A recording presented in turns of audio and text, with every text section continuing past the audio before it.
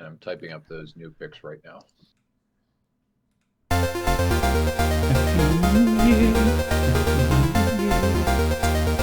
I'm a bit disappointed Matt's not on.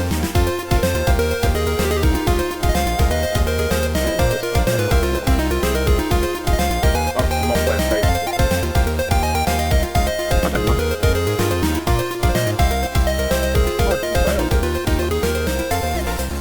Yeah, I wouldn't mind if you were. Okay, obviously you've got. And we are live. Hello, we are Pixel Pints, and because it is New Year's Eve, it's a time of reflection. And I'm reflecting on 3 things that I've learned this week. 1, who Andrew Tate actually is. 2, if you describe yourself as the most famous person in the world, you're probably not.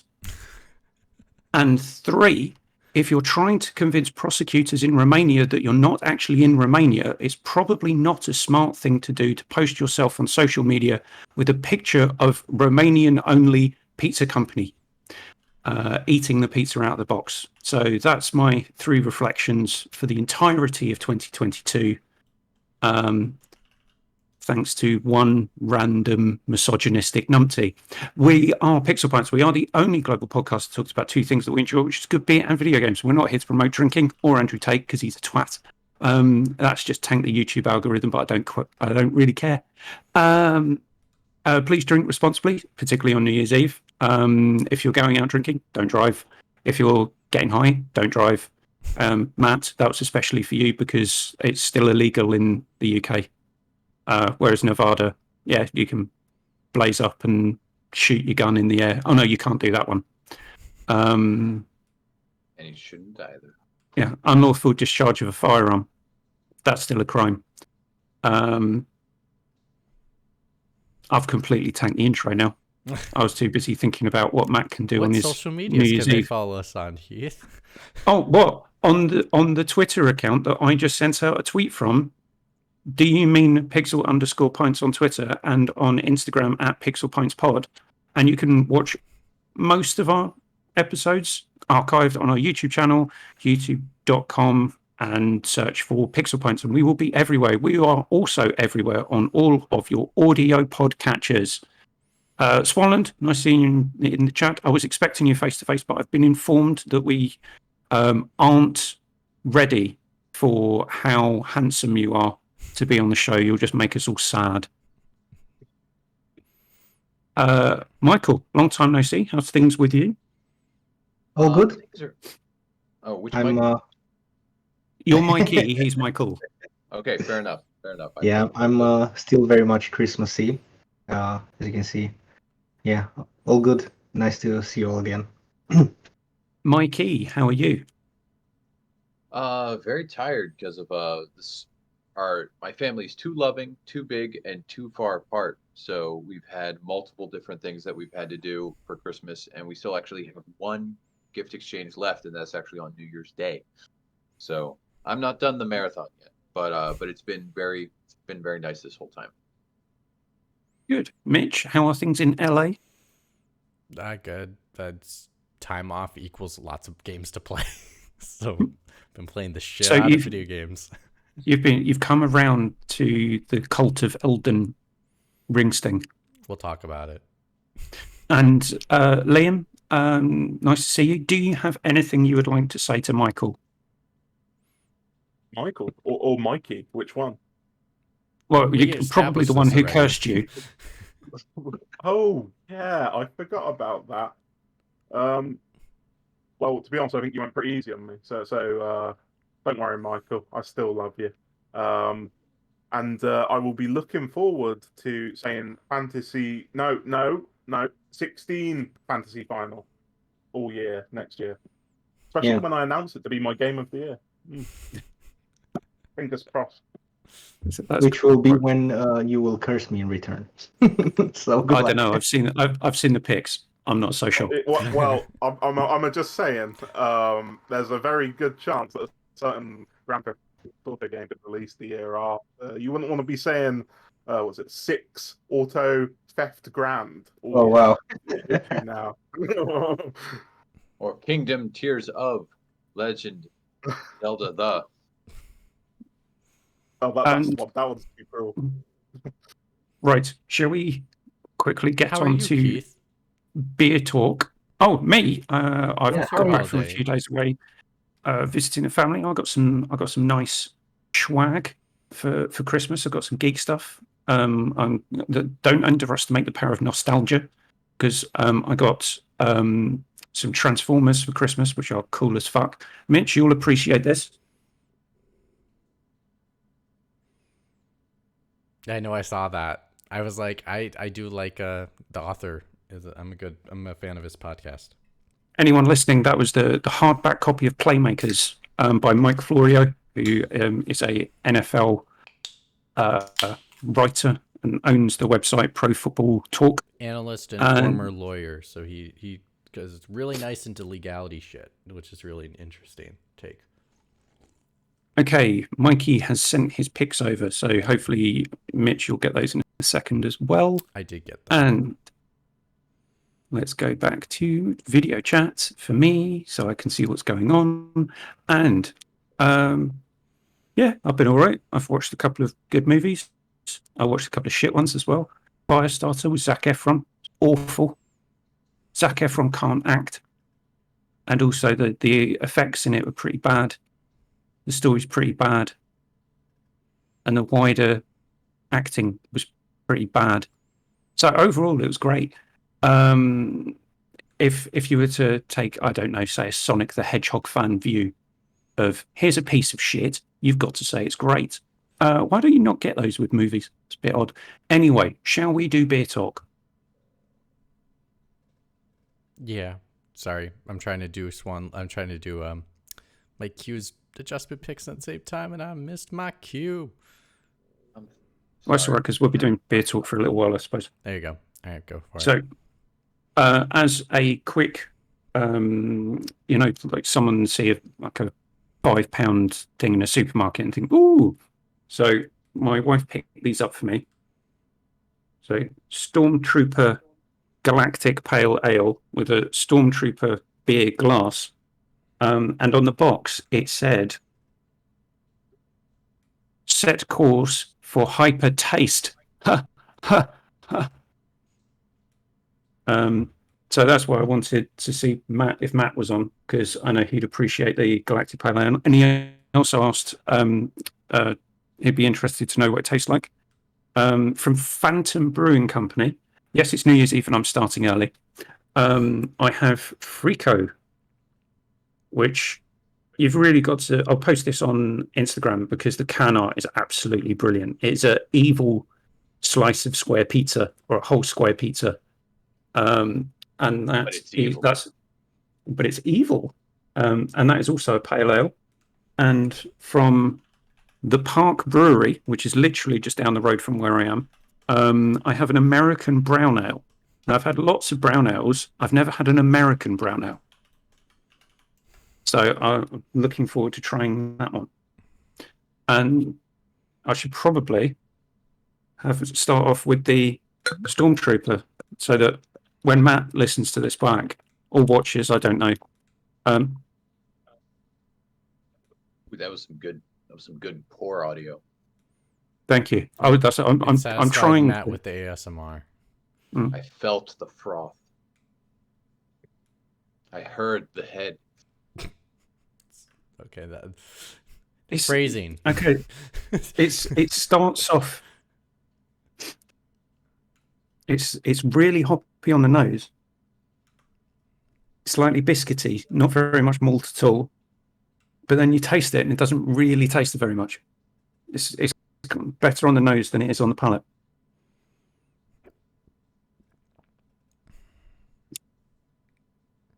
Easily drinkable though, and it is from Spacecraft Beer, and it's 4.8% ABV, so not particularly strong. I'd enjoy a couple of those easily. I also particularly like the bottle cap. Yeah, that's nice. But that's it from me. Does anyone else? I do not have anything. So Here, Not even I- Alani. Oh, I have an Alani, but that's just because it's in the morning. But that's nothing new. Come on now. Go ahead, Mike. Because I felt I was getting close to credits in God of War Ragnarok, I got myself a 6-pack of an Einstock Baltic Icelandic Porter, and these have been fantastic. I was drinking. Did actually roll credits on the game last night Nice. to 3 of these. Congratulations. So you weren't so close to the So I credits. what? So you weren't that close to the credits. I was a little bit further away than I thought. Like there was a little bit more fighting and a little bit more walking and talking than I thought was left. But I rolled credits and I think I rolled credits at about 74 hours. Did you? Was it 100%ing on that roll credits or close? No. I'm real close because I basically 100%ed the game that you could do before you ended the game. Sure. So like everything that could be done before the end of the game, I did. Oh, okay, cool. Yeah, so you spend a lot of time. Yeah. Think- So there Oh, was and all you've got to do now is another 20 hours to do all the post game stuff. No. Because he did a lot of it beforehand. He only has I probably did almost all. He probably only has the- like 5 hours, maybe less.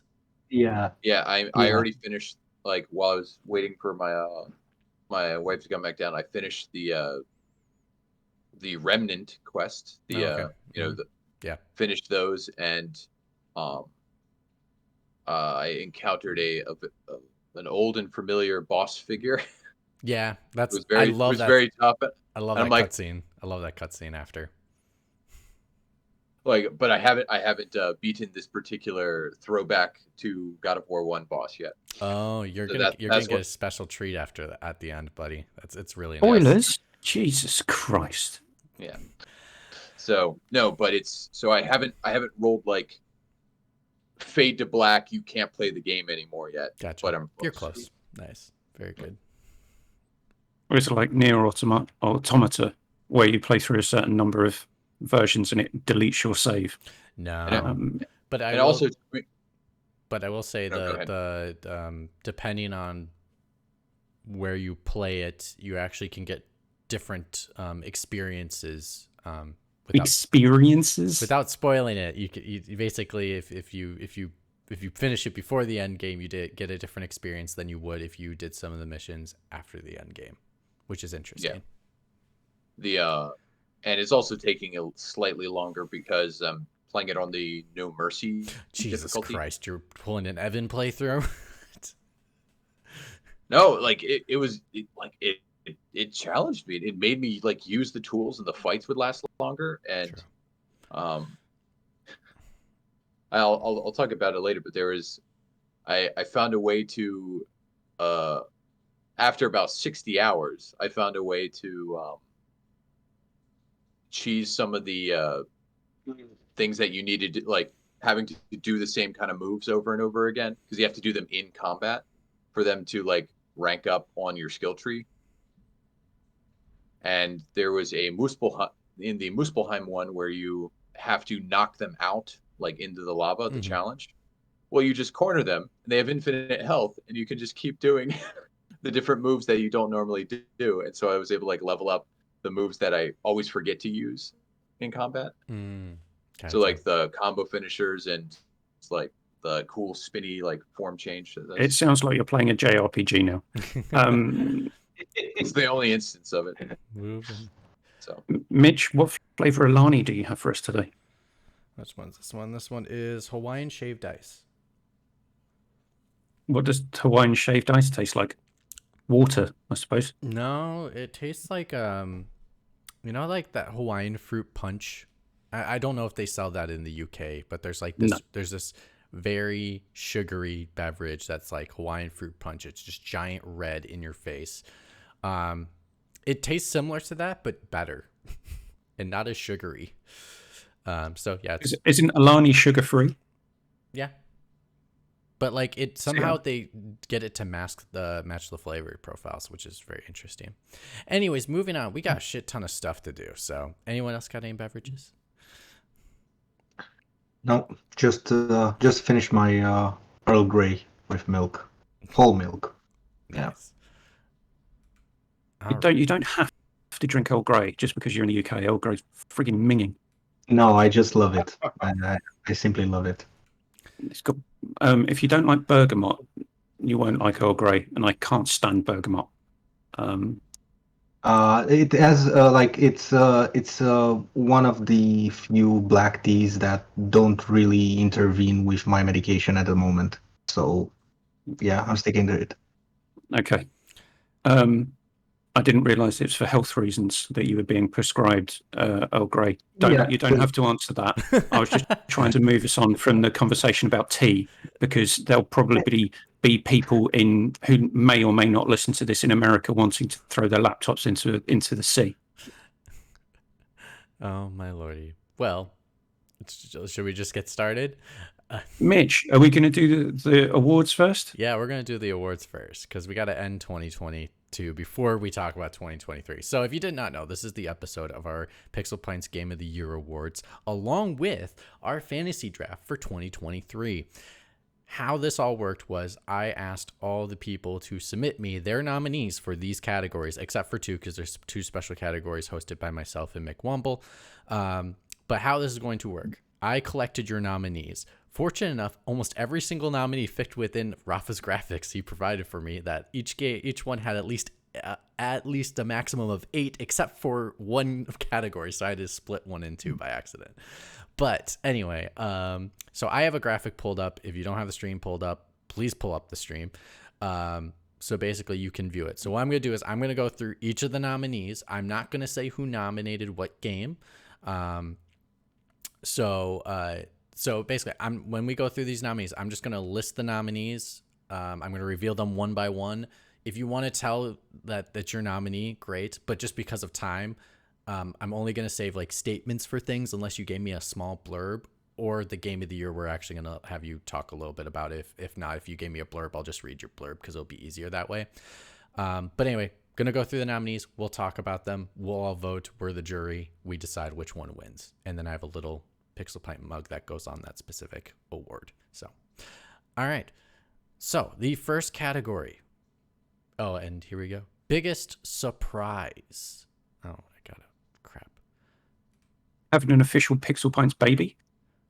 Well, we don't see it anymore because we got the graphic up. So the first nominee is Immortality. The second nominee is Marvel Snap. The third nominee is Inscription. The fourth nominee is Vampire Survivors. Oh yeah, this category we had 8 nominees. If there's the same nominee, obviously I didn't put it twice. I just put it once. Next nominee, Xenoblade Chronicles 3. The next one, Crisis Core, Final Fantasy Reunion. Here you're gonna get to fun ones, Keith, for you. Okay. I'm pulling a raised eyebrow face now. Why did Elden Ring do so well? Or basically how the success of Elden Ring. The other biggest surprise was Xbox suing the FTC. So these are our nominees. What do you guys think? That last one's odd. Well, yeah, the last one is a bit odd because I think that was going to always be on the cards as soon as the FTC said that they were going to look into the acquisition, because it's a bunch of old people who don't understand the laws in which they're trying to enforce. True. It was more of a surprise for me that, it was happening, which meant that I was going to have to put up with this in the news cycle for the next 6 months, which is, depressing and annoying. Stuff related to Microsoft, I almost put in my should be bin nomination because I'm sick of hearing about it. No, there's something else that I nominated that I'm way more sick about hearing than that. They get some interesting nominees later on. But, all right. Can I guess who picked what? Sure. You do it quickly because of time. You so Marvel Snap was you, Mitch. I didn't nominate. Remember. Oh, cool. So I never nominated any category. Some crazy because I bastard picked the game of nominated the Marvel year. Snap. Inscription was obviously Evan. Yes, Inscription was definitely Evan. Vampire Survivors, I take it, was Matt along with me. Matt. If Matt didn't vote for this, I'm never speaking to him again, except for the next time I his speak to him. biggest surprise. Good. Okay, Matt, you're off the hook. Matt did Marvel Snap. Liam, did you do Elden Ring? No, I didn't. Okay, that's He's on the stream. I mean, I guess it is surprising how much money it made, but yeah, I was surprised at how like a game I felt was niche and loud, and I was part of the niche and loud crowd of it, suddenly became a 17.5 million seller. Like that to me was bonkers, and I'm like, I hope most of you liked it. Like, I really hope you did. I know a lot of you probably didn't, but you got caught up. I hope they didn't. I hope they didn't. I feel jaded. I want it to be my niche thing, but I can read around For the record, Keith, the one that said Xbox suing the FTC, that was Swanland. He let me know that I can share which one he did. All right, time to vote. We only have so much time. This is going to be crazy, but I'm going to go with Elden Ring making bank. Okay. And I know which one you voted for. You can't vote for your own. Michael? I think I'm going with the Elden Ring one as well, because it's surprising how it broke into new audiences that wouldn't normally pick up. I'll have to admit, like, I'm 10% willing to try this game at some point. I'm actually going to vote for that one as well. that says a lot. That it kind of makes me curious. I mean, it's yours. It's yours. I know you can't vote for it, but in your hearts of hearts, you won. But I will say that I was kind of close to how popular the reverse bullet hell games became this year. So Vampire Survivor, Brotato, Soulstone Survivors, or whatever. Some of them with to be honest, of the whole genre, I like Brotato the best. I think it's great, but it's just a fun little game. But that was very surprising to be an immersion of a new genre when we thought all genres had revealed themselves so far. And then Liam, what's your vote? Even though it doesn't matter. The same. Okay. All right. So, congratulations. Biggest surprise goes to the success of Elden Ring. You get your little pixel pint. I forgot to get clap for sound effect, but we can just do it. Congratulations. I'll be happy. This might be all I get for Elden Ring in this award show. So we'll see. Next award. There are 8 nominees for biggest disappointment. Some of these were really fun. I really like these awards. Good job, guys. First nominee, Horizon Forbidden West. Next one, The Callisto Protocol. That's a big one. TMNT, Shredder's Revenge. Oh. Ooh. Sports Story. Wow. Nice. Spicy. A Plague Tale Requiem. Hold on, I need to pull up this person's actual words so I get this correct because I don't want to mess up how they said it. Quote. What is it? Quote. Does this need to be a game, or can it be Xbox totally failing at delivering on the games front? That's an opinion. That's an objective opinion. Or sorry, subjective opinion. Still counts.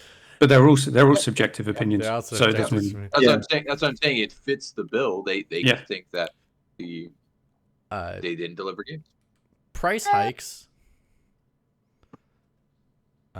I know you said, I know this person, they're on the stream. I know they said hardware. I just included Microsoft because they also increased their prices on their games too, starting in 2023. So, and then Pokemon Scarlet and Violet. These are your nominees for best disappointing, biggest disappointment. Right. If I can't vote for my own pick, I'm going to go with prices of games being increased to $70, 70 UK pounds. Okay. Michael? I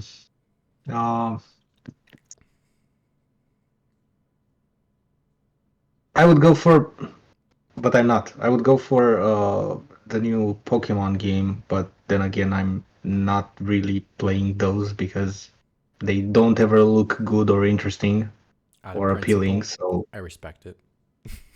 yeah, I guess I'll go with Microsoft not yet having like a good iconic lineup of games on its name to make you to validate your decision of going with their hardware, because at the end of the day, that's what it's about. Like, you do have games with Game Pass and everything, that's a good deal, but there's not much to get attached when it comes to their brand, other than them throwing money at a wall continuously, like like Amazon did with their online store. Everything. For sure. And I'm gonna yeah, go. so that's what I see Microsoft right now. They are trying to generate goodwill with their infinite amounts of cash, and that doesn't have like too much personality all in all. So that's disappointing for me. So I'm going with that. Maybe next year. They've been doing it so long. I'm so desensitized to it. It doesn't even worth it giving it an award for that because it's done it every year for the last 5 years. So I'm gonna give. I guess 2022 was the How can last year I I be gave disappointed them a with you pass. going with your game plan exactly as before for 5 years from? I'm gonna go with A Plague Tale Requiem. I was really disappointed in that game. I was very excited for this game. I didn't even finish it. I did go back and like watch all the story beats and watch a playthrough because I just was like, I'm curious on what happens, and I was even more disappointed when I got near the end of the story. Though some of the context of the story is pretty good, the dialogue is just so bad. No offense, and it's like, it's not. Is it buggy? It's not buggy. It's a clean made game. I just think it's written badly, unfortunately. And I also think I was not a fan of the direction they went. It's just not my cup of tea. And then they didn't evolve the gameplay enough for me. It was too much. It is way so similar with the stealth, and the stealth mechanics isn't even that excellent to like work. So I just go A Plague Tale Requiem for myself. Liam. I'll change up the order when we do the next award. I just realized that I don't want to do the same people straight in award. I mean, I have to go for something that got brought to my attention pretty recently by Michael, which is the whole fiasco with Sports Story. Yeah, I man. mean, I think it's pretty tragic that a game studio that just totally like took off a few years ago has released what basically is a complete and utter broken piece of garbage, And I haven't really heard anybody talking about it other than you, Michael. Yeah, like it's a very niche thing. Like and you've seen me. Like whenever it came up, I was always retweeting people saying good stuff about Golf Story. I was also suggesting it to people like that just had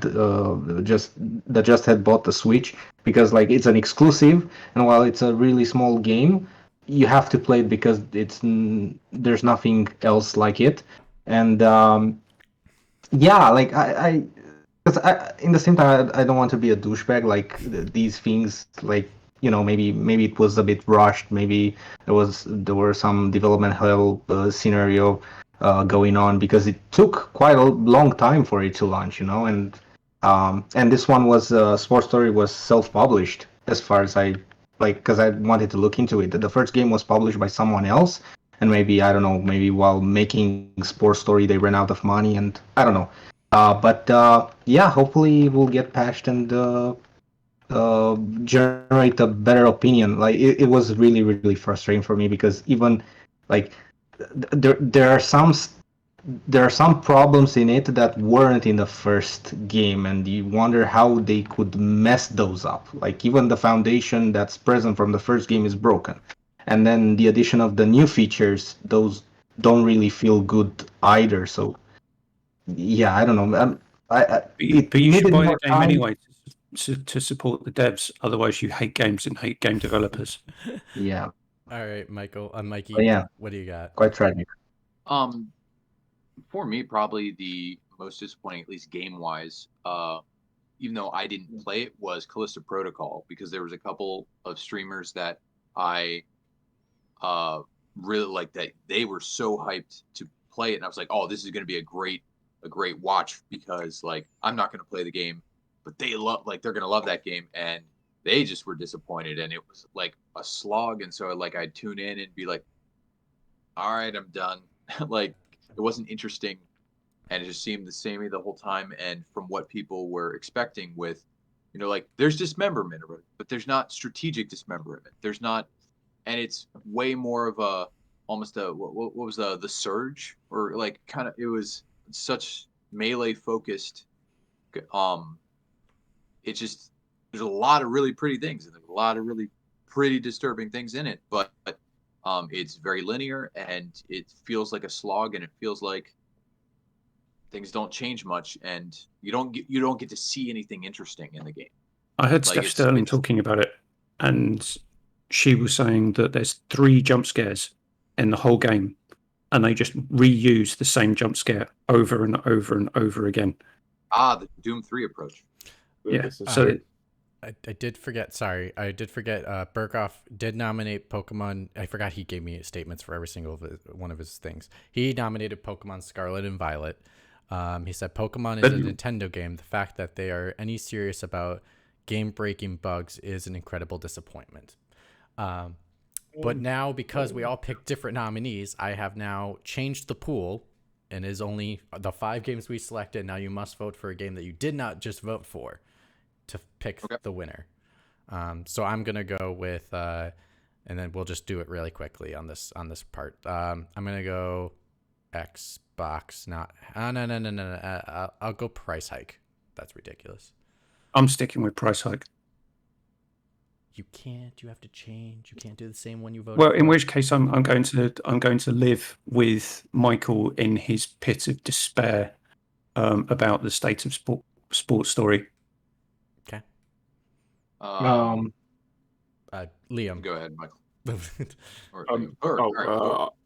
I guess I'd go with the Price Hike. Okay. Michael. I'll go with the Callisto Protocol. That sounds like a mess as well. Mikey. And Baby. Well, now there are 2 things blocking me. Like if I was the original nominist, or if I voted for it last time, so I have to pick a third thing. Don't worry if you nominated for it. Then the price hikes across hardware and sale and software. Okay. Is what I vote for. So Thank God for that. Congratulations to the price hike of software and game hardware. Yay for biggest disappointment of 2022. Next one. This one has 7 nominees because you all voted for similar ones. Most indifferent to. The first nominee for that one is PlayStation Studios. Call of Duty Warzone 2. The acquisition of Microsoft Blizzard King. You all forgot to add King to your nominee. How dare you do such a thing? And even Keith, I was disappointed in you. You didn't add King to yours either, and I expect punctuality. I didn't put that in. Oh, no, sorry, on your other one. Your other Oh, one. okay. Yeah, your other one you didn't put it though. Vampire Survivors. Xbox games in general. Multiversus, and A Plague Tale Requiem. Now for the statement, Burkoff nominated PlayStation Studios. Horizon Forbidden West and God of War represents a style of game that I'm not really interested in playing anymore. I'm indifferent and uninterested in them, partly because it's is a ridiculous expectation for everyone who is a quote-unquote gamer to be in love with Sony's first party, but just keep making essentially the same third-person action game over and over, and therefore I don't care any longer. The same argument could be made for Ubisoft. So basically, Yeah. Are we allowed to rebut? No. No, Okay. we don't have time. Unfortunately, we have an uh, awards and a draft. Fair enough. So what? I don't know if Mitch has got a bit meta, but my vote was for the metaverse. Oh, metaverse. Oh, I'm so sorry. Oh, So multiverse. Oh, okay. The thing that I am most indifferent to is any talk about the metaverse or metaverses or metaversi. Oh my whatever. gosh. I'm sorry. I thought you meant multiverses and you were making a joke. I'm so sorry. No, whatever plural you want to use. The metaverse is a stupid idea. Make it go away, please. We'll just consider it also multiverses. And on that note, I'll be right back. Liam, what is your vote? Well, that changes things somewhat because I kind of agree with that. So I'm going to vote for the metaverse because I'm sick of hearing about it as well. And in the terms that like Mark Zuckerberg describes the metaverse has been around for fucking years. Right. Sorry It's about called the my internet. language. Yes. It's just really annoying. I hope Mark Zuckerberg himself is watching this and is severely disappointed. And then I hope his company crashes. And that's about it. Mikey. To be honest, yeah, I would, as much investment I have in VR stuff in general. I kickstarted the Rift, crying out loud. I am indifferent. I am indifferent to a lot of the current applications of VR, and especially with it being tied into all these different meta and other things like that.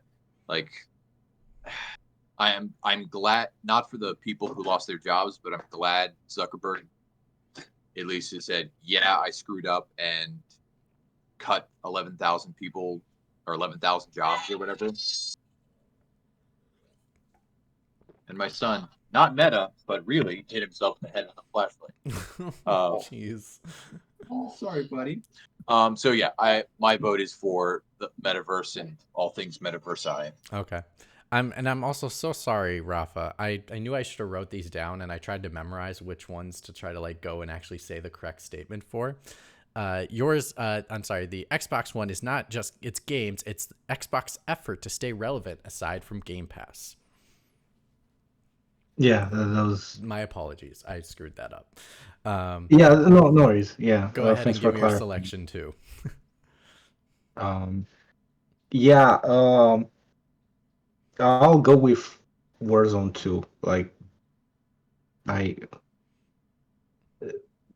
don't like. I just, yeah, that's it. Okay. And But Keith, that sounds like indifferent. yes, basically. Keith, sorry, for the record, I screwed up on Rafa's. Rafa's is Xbox's efforts to stay relevant aside from Game Pass. That is his actual nominee. I have it written. I just forgot to grab it really quick.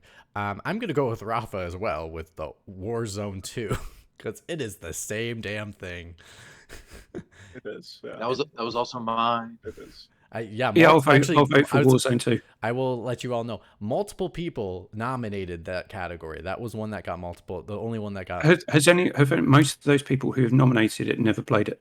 But that's probably why they're indifferent to it. Evan was the other nominee for that one. Oh, Grumble. Grumble. I did try with my brother-in-law, and it's not bad. Oh, it's not bad. It is not. No, it's not. It's not a bad thing, and I could see how it'd be fun. But to me, that's I've become indifferent to the Royale type games in general. Um, Even it's like, Persona 5. yeah, Yeah. even Persona 5, like, because that one I specifically never played because I saw like time to beat 95 hours, and I'm like, Not if I you're can Liam. play. Usually it's more than that.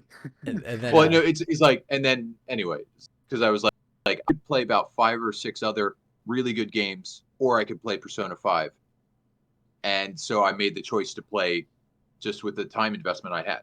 But for Warzone, and this came up in my glib nominations for most disappointing and stuff like that.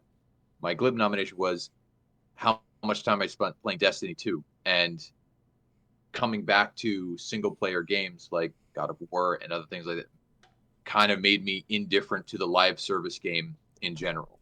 And to me, I felt the biggest offenders were like Warzone, Fortnite, Destiny 2, and stuff like that, that just have something to do every day, which is not a bad thing.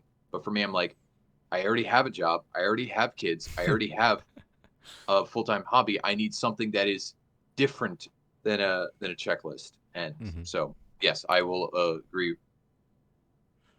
well, I will also say the Xbox and Activision Blizzard was also the other most multi-nominated one in this category. You fucking Sony ponies on this show. Get the fuck off.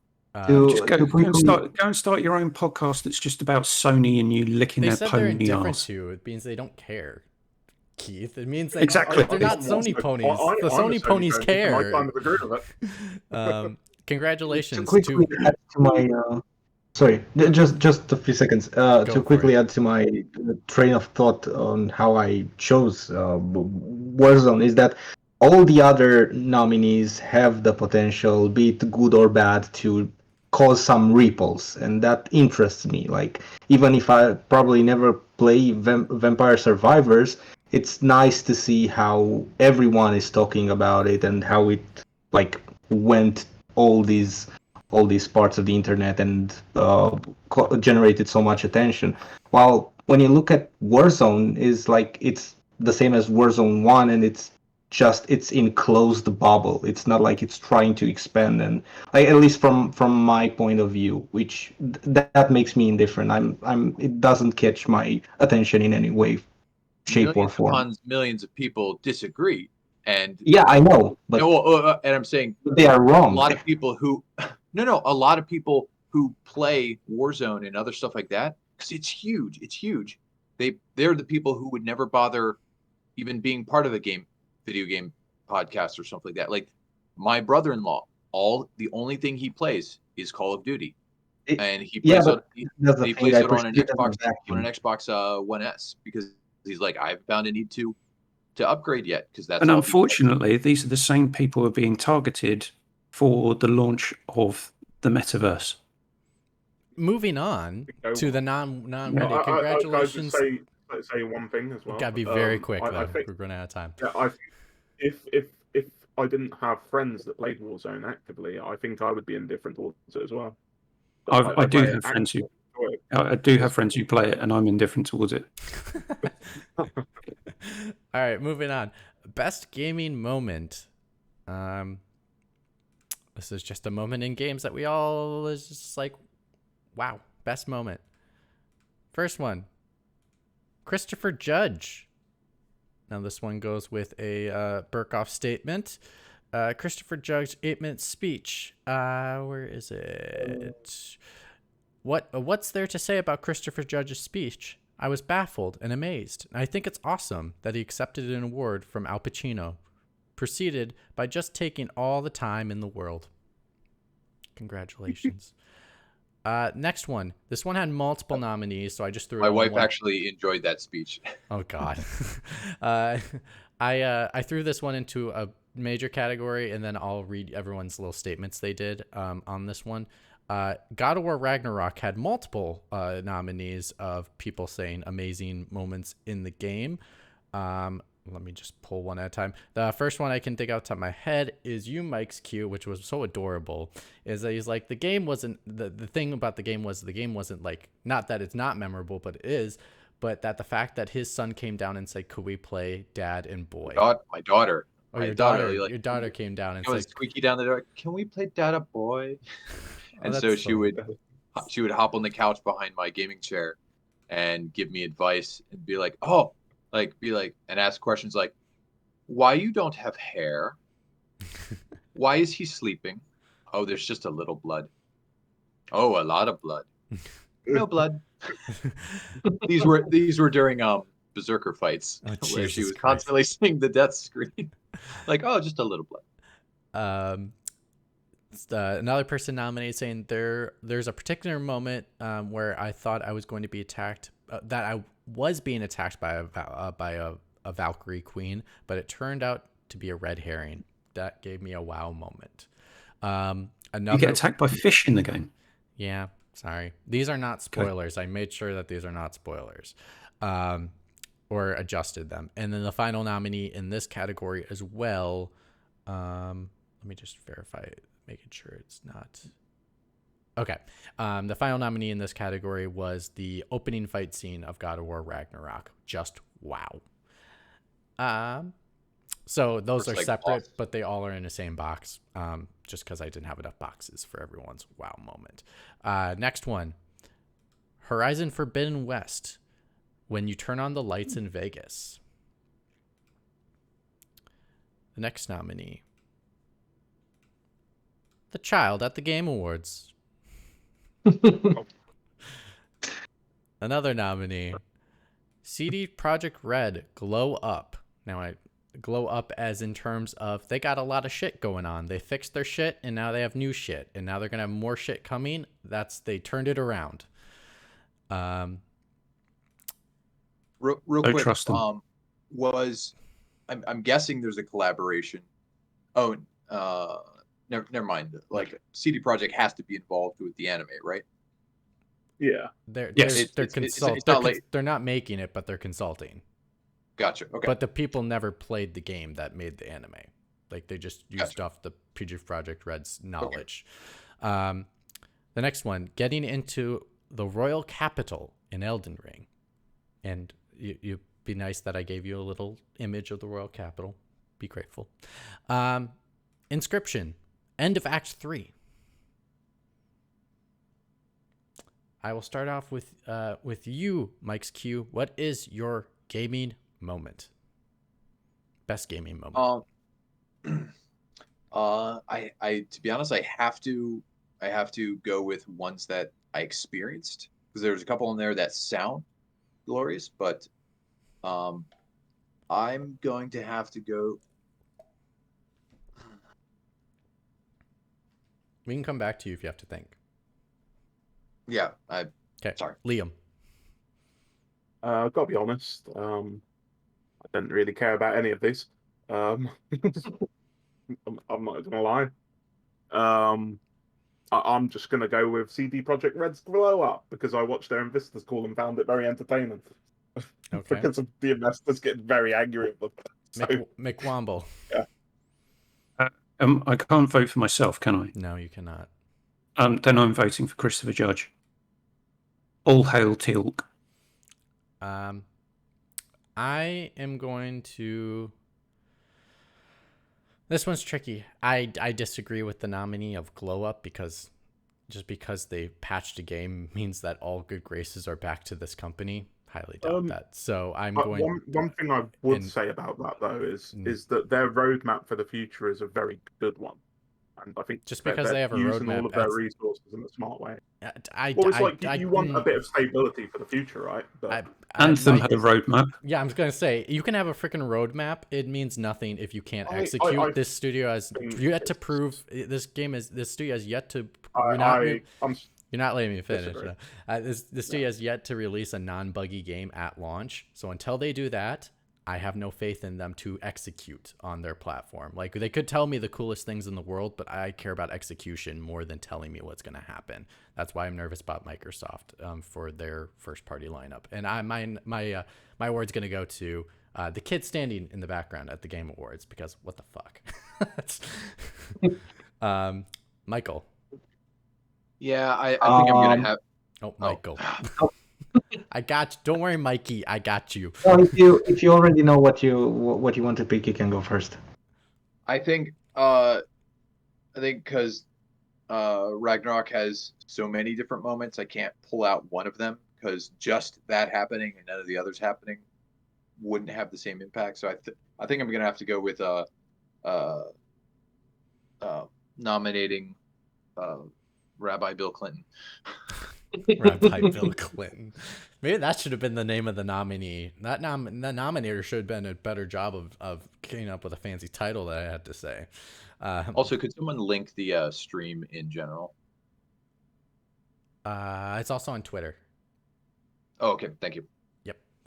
I think we tagged you on it. Michael. Yeah. I'll go with Horizon Forbidden West. That whole section was just wow.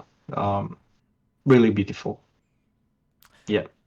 I mean, some of these were very, very good nominees. I mean, I very much wanted to vote for you, Mikey, and your little child, but just the child up at the Game Awards can overcome it. Therefore, congratulations to my Rabbi Bill Clinton at the Game Awards. Best gaming moment. Next one. This one had 7 nominees. Most anticipated game of 2023. I'm surprised by some of your picks. Just going to say that. Hogwarts Legacy. Blasphemous 2. Liam, and that's not so. If Liam's reaction of to Hogwarts Legacy means that Liam didn't put it down, No, which he did means not. that He did not put it down. No, I didn't. This one was put on by someone else. Hogwarts Legacy. that must have been Dan. I do wonder who could have done the second one. Though. Final Fantasy 16. I've got no idea. Lies. There we go. There's Lies one. of P. Oh, that's a cool one. Starfield. This one got multiple nominations. Unannounced 2D Mario title. And Resident Evil 4 Remake.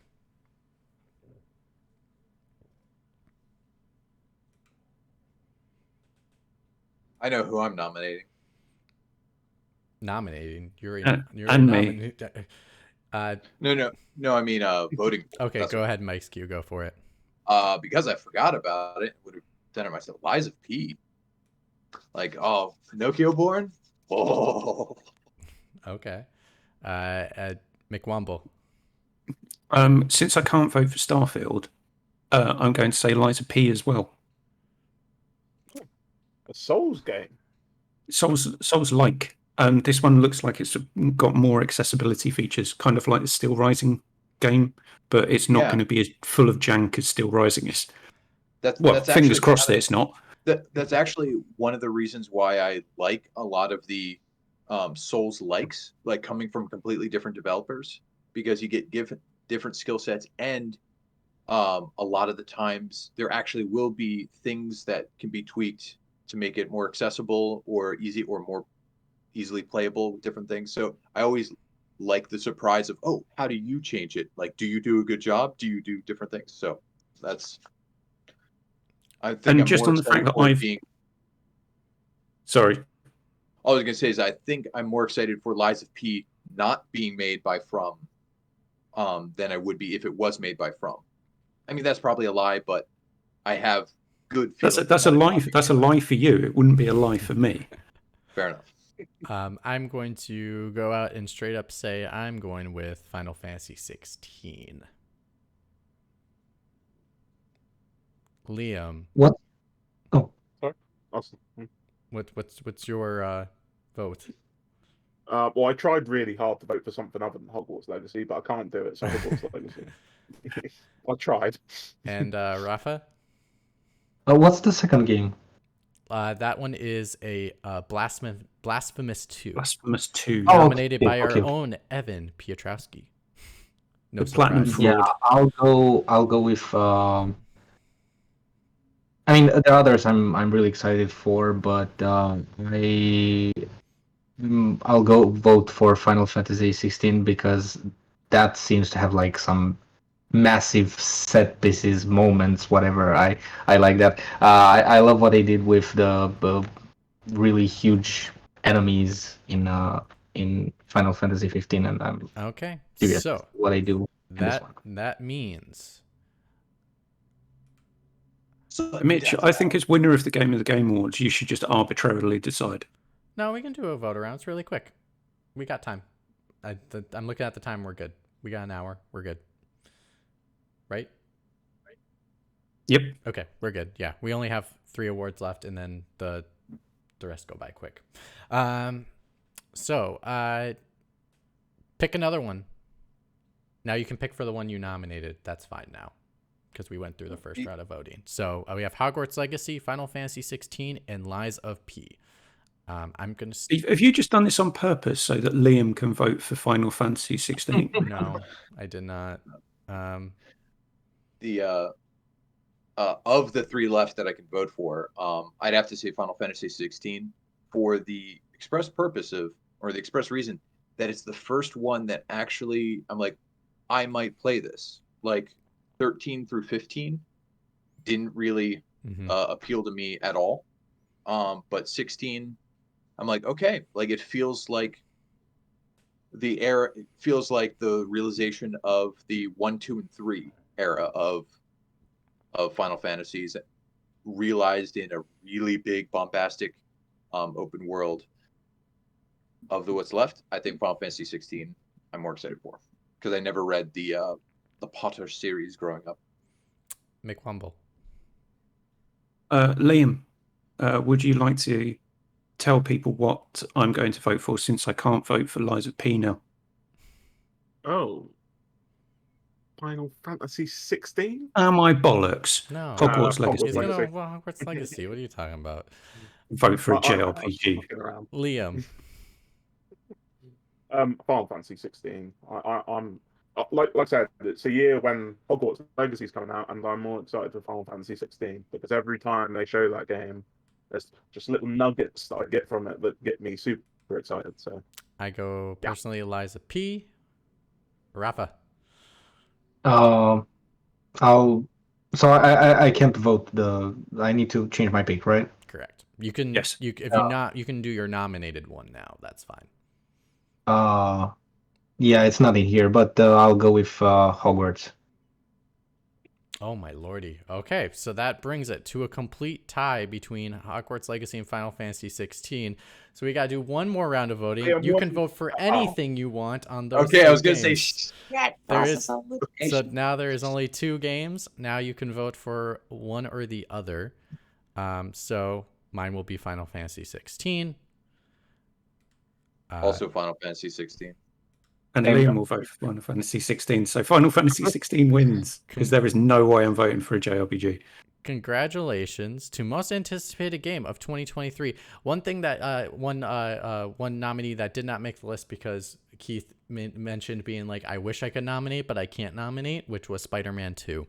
But anyway, congratulations to Final Fantasy 16 for most anticipated game of 2023. Is that just because the release date not announced? No, he couldn't. He can't buy. He has no money to buy a PlayStation, so therefore he can't play it. Gosh. Or not no I money, honestly but he just said he doesn't thought want it to put out the money for it or whatever, or something like that. Understood. No. That no, understood. Yeah, principle. if you knew how much my gas and electric bills had gone up by, Time had to for spend the 600. McWomble Award, which is the award to which sorry Keith, I was gonna let you know. I'll go through your 3 nominees and you can tell us which ones your like runner-ups and then what actually won. Just so you know the way I planned it. But go ahead and it's your award, so go for it. Right, so this is the McWomble Award for the shittiest game companies of 2022. So our dishonorable mention goes to PlayStation, and for the reason of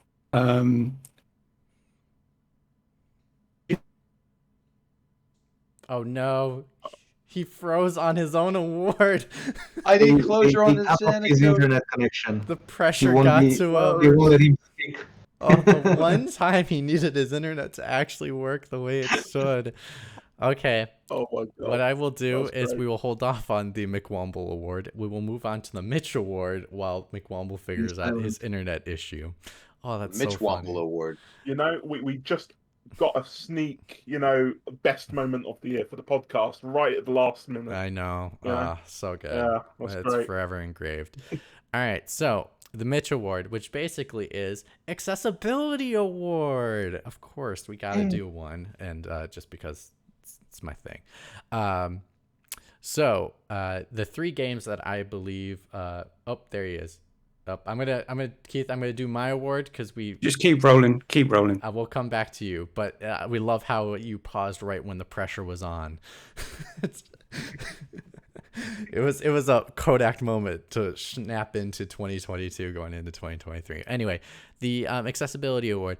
These are the games, and I'm just going to let you know like what was unique about each game in the regards to accessibility, solving the problems.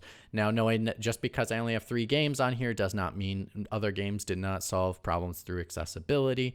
But I just wanted to shine these 3 games specifically because they really did target uniquely their specific type of game and was able to tackle it in a smart way to make their game more accessible to more people out there. So the first game, obviously, is God of War Ragnarok.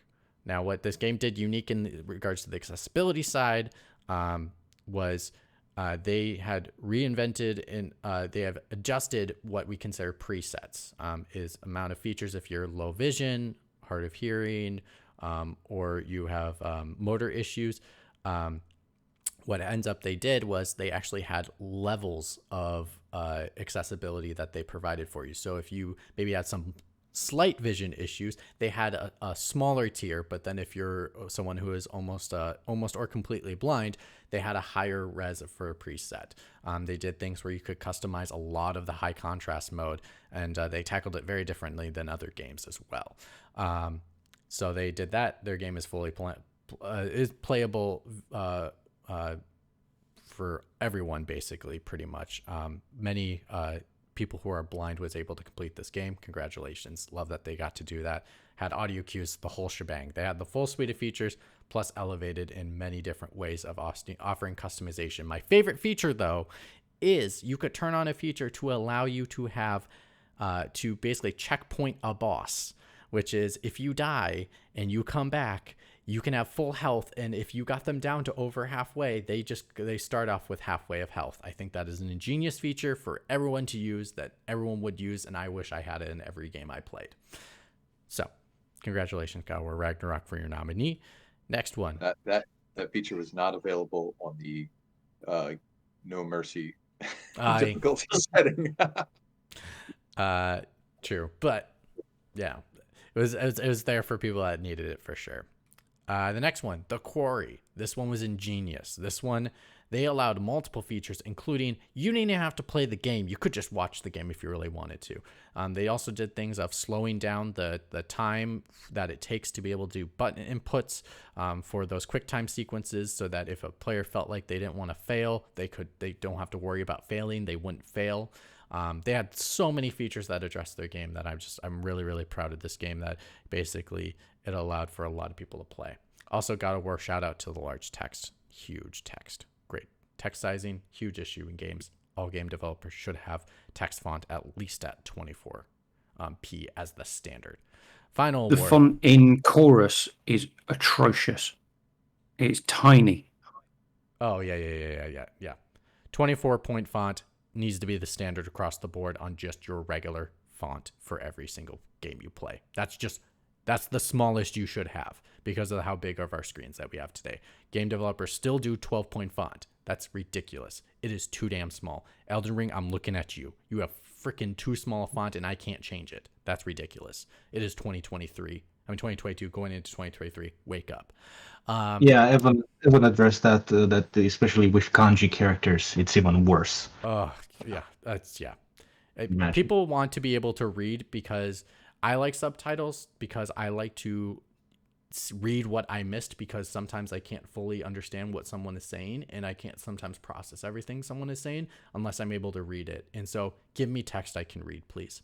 Thank you. And in You know, Ragnarok, you Mitch, can turn off the who is speaking if you Yes. don't want to be spoiled Yep.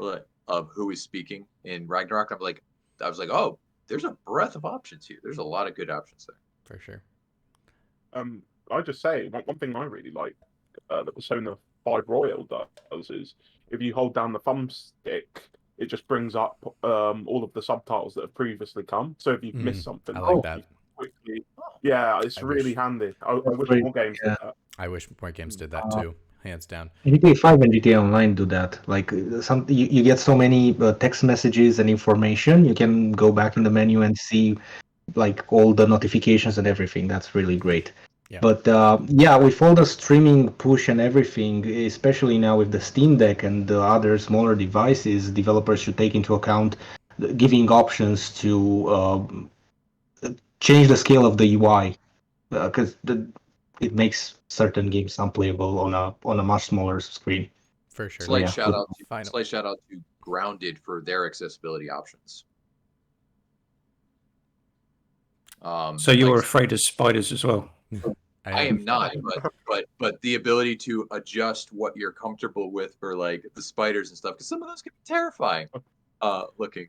And I was just like, oh, that's a really cool, like you could reduce them down to a ball or like a geometric object, basically. Like, all right, I have no fear of you. Yeah. There was another game that Laura K. Dale was talking about who was so proud of the fact that they had giant arachnids in their game, but you had the ability to turn them into geometric objects for people who had arachnophobia. But in the trailer, they were so proud of the fact that they forgot to put a disclaimer on at the beginning, and then showed this giant spider, and then morph into this little geometric shape. Yeah. I thought that was hilarious. And the final. Sorry, Mitch, we're stepping on your award. It's okay. Final nominee was, of course, The Last of Us Part 1. Disclaimer: I'm credited on this project. I'm not doing it because of that. I'm doing it because it is one of the hallmarks in accessibility.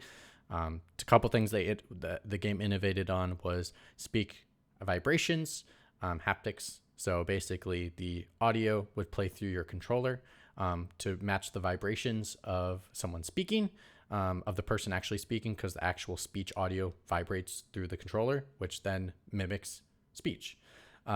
Which, interesting enough, especially for people who are hard of hearing or maybe lost their hearing, we've gotten multiple messages of people like messaging on Twitter, just being like, like I get to kind of like hear, like I put my hand on someone's chest and I get to feel their vibrations. It feels like that.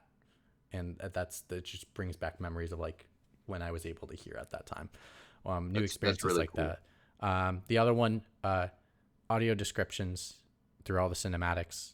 This is the first time ever done in what we believe is ever done in a AAA game, done professionally. So again, You the mean like one piece of Mikey, the one piece of feedback I've heard on that is, and this isn't a critique in any way, because you at that studio are trying to do things that no one's ever done before, but where you've got the transition from what is a full blown cutscene into what is a in-game transition. That's the next step in what you're trying to do, to get those audio descriptions in that as well, because from what I can't say anything. I know you can't, but from what the person who I was listening to was saying, is that Naughty Dog have tried really hard, and no one else is doing this. But they've tried so hard on this that actually this bit kind of lets it down a little bit. So overall, and this was Laura K. Dale, who I think does a series called Accessibility. Yeah, Laura Buzz. Yeah. Yeah. I will say, yes, one of our biggest critiques is, it's like giving someone candy. They want more, especially when they get to taste it for the first time. And I think the world would agree that, we wish we could do the entire game. Right. Yeah. Is it doing kind of like what subtitles on Netflix is? It's like cool synth wave music starts, crescendo, like parentheses crescendos, cuts off. Like Not is no that what's happening in the no subtitles? not on Not the quite. subtitles. No, we don't have closed Okay, captions. God of War Ragnarok does have closed captions. That is something that gotcha. they did differently. That is different. So So what were you talking about then? Because then I misunderstood what. cinematic Yeah. descriptions is where basically a person who is low vision or blind, there's a Oh, person okay. speaking in the background of the cutscene in between dialogue to explain what is happening in the scene to give context to the player. So like an Okay. example, like if Joel looked at his watch and there's no dialogue between that, they might say Joel looked at his watch. Something like that, just to give more frame of reference of what is happening around the player, especially if someone is low vision or blind and Yeah, cannot particularly if there's poignant things like the example that Joel looked at his watch. He has a very pensive look on his face because he was waiting for someone and they're late. Yeah. So something to give them Context. context that this is meant to be an emotional moment, or this is meant to be a moment of tension that you wouldn't get if you just had that in subtitles. Yeah. So, and the award goes to God of War Ragnarok. I love to give it to my to the game I'm credited on with a bunch of people that are amazing, but you know, God of War Ragnarok really did push boundaries in ways that I'm utterly awed and impressed, and I'm really excited for the opportunity to try to see what we can do to Yeah, because it seemed like Ragnarok. Not only did they have accessibility for like hearing impaired, vision impaired, motor impaired, but they also had more accessibility in just how you get to play the game. So like you could. I would disagree with your comment there, because Okay, accessibility all is right, for everyone, and every feature could be used by a single individual. Ours are so customizable, just like God of War Ragnarok is, okay, that you could turn on something like a persistent dot to help with motion sickness, or you could turn off blur in a game to make sure that you don't have motion nice, yeah. sickness. So like No, each I was more questioning. Like I was asking yeah, why you gave it to God of I War. gave it to Like God of War Ragnarok because there's things like choosing the color on your on objects in high contrast mode. You can actually like customize even deeper than some other games out there. I love the closed captions. I love the way they do high contrast mode, which is keeping the lighting, because then it keeps realistic lighting in the environment instead of blacking out the environment. And there's a specific reason they did that, which is their own problems that they had to solve. And I was just utterly awed and impressed. I love the incremental change that they did to, have a mid-tier preset instead of just the full preset or no preset. I love that they offered mid-tier. I also love their boot menu. Their boot menu is fantastic. I think it's one of the best boot menus I've ever seen. So I think there's ways that each of those two games had incremented in accessibility, and both should honestly get the award, but I can give one. And I think for one that has not had almost no accessibility to now having so much accessibility and what they had done, I just have to give it to them. It's amazing. nice, So nice. congratulations, God of War. Someone had questioned like, did they share notes? Because they're both Stony Studios, and from what you're saying, it sounds like they probably didn't, but they probably should. No comment. Mitch isn't going to give I anything can't away. say anything. No So comment. Okay. can I give a dishonourable mention to this category, Go ahead. which is high on life, And then we'll go to your award. which is the only way to save yourself from the inane bullshit constant commentary in High on Life. The accessibility feature is to delete the game. And on that note, let's go to the McWomble Award, round 2. So your first nominee was Sony. Well, my Dishonorable dishonourable mention was to Sony for Jim Ryan jumping on the Strauss-Zelnick 2K game bandwagon and increasing the price of games to $70, 70 UK pounds, and also because of how they've been acting in the legal dispute and launching challenges to the acquisition of Activision Blizzard King. My runner-up for shittiest game company goes to Activision Blizzard King for constantly trying to suppress and repress people's ability to take redress against poor management, poor working practices, and poor pay compared to other game jobs in the game industry, that is. And just for Bobby Kotick being a shit. And our winner goes to, specifically, Yusuke Matsuda, the CEO of Square Enix.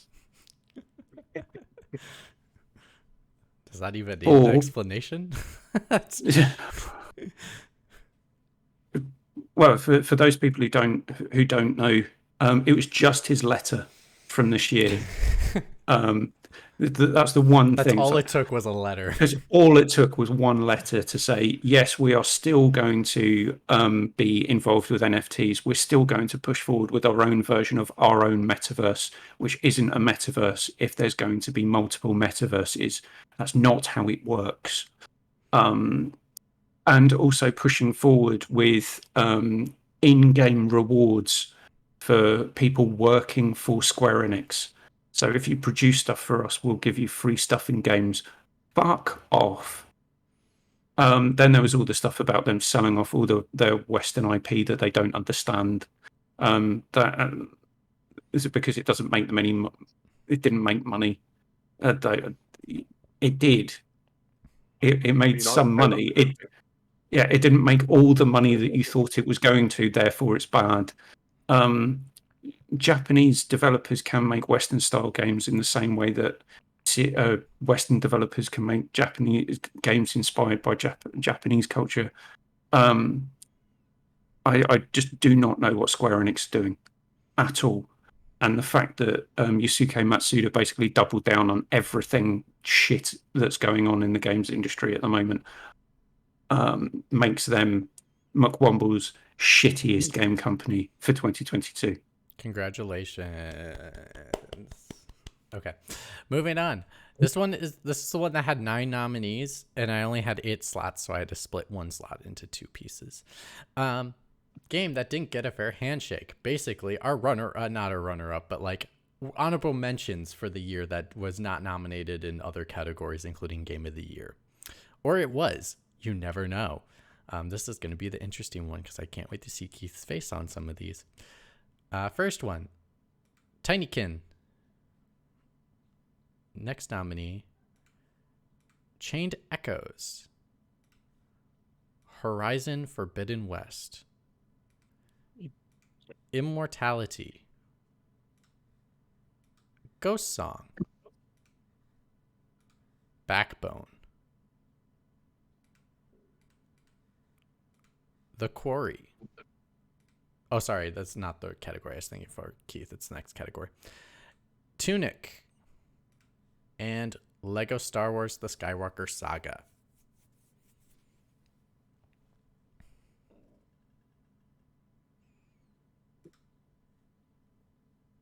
Oh, Burkoff had...